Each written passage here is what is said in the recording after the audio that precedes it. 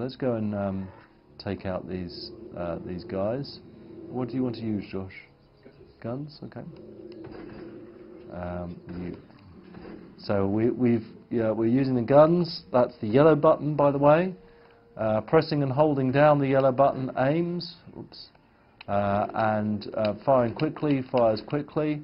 That's very, very similar to the swords. Pressing and holding down releases a big blow, and pressing down quickly just does little blows. You can combine these two together, so I can do sword, sword, sword, and then gun. And we'll show you some of that now.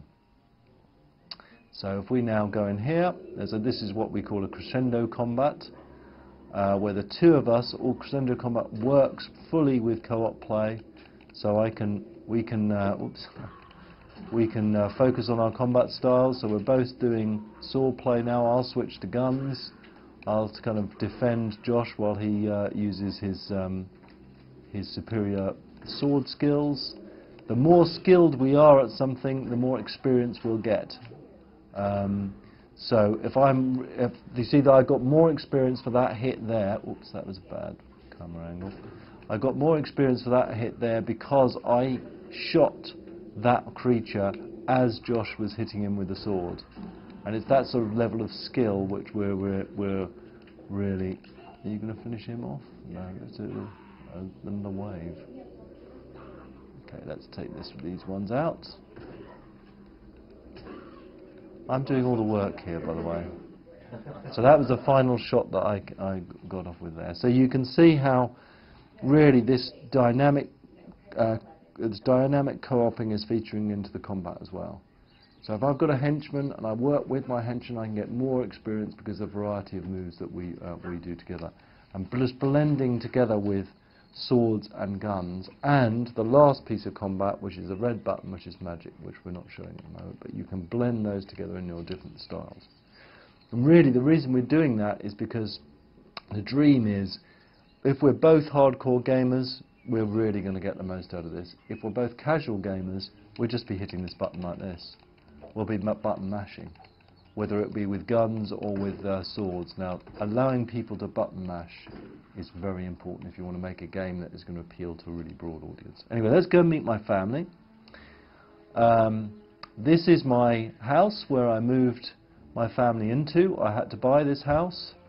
I'm going up the property ladder because you can buy any house in the land, or any shop or any castle in the land. I'm gradually getting up the ladder. We started off in a little hovel in a city called Bowerstone.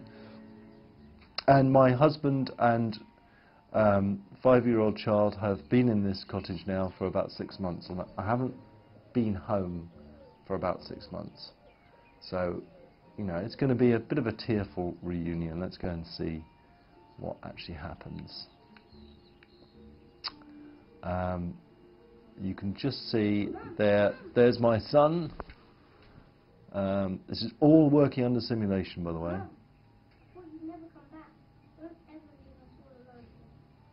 I can actually say, emote and say sorry to my child there. So that, he said, please come home. Well, you're great, you're home.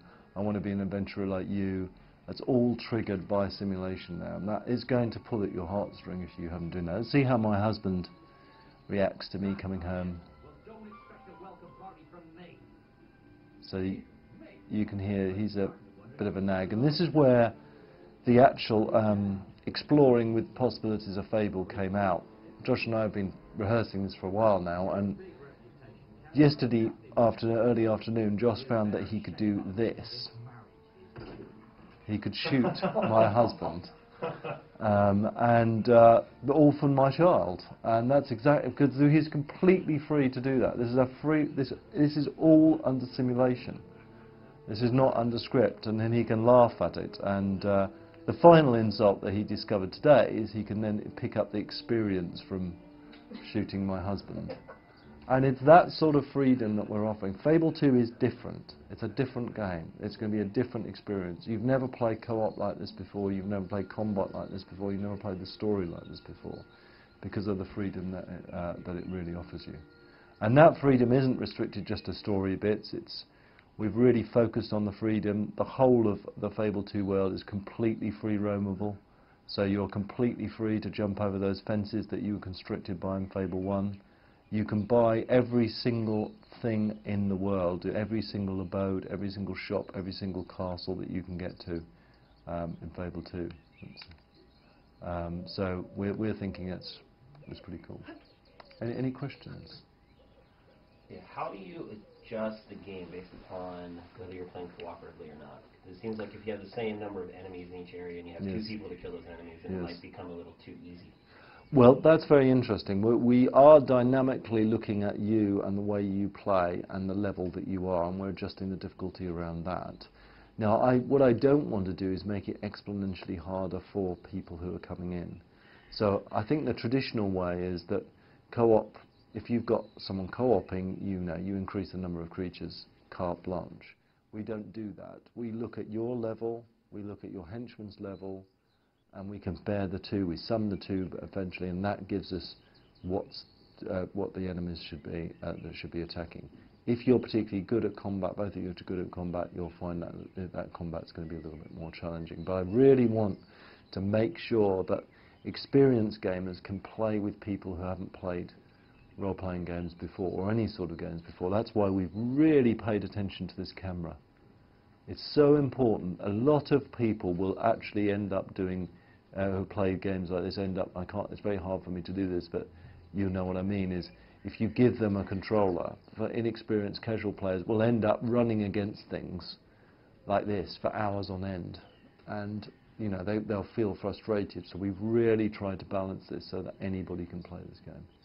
So the difficulty does change, but it doesn't get exponentially harder just because there's two of you.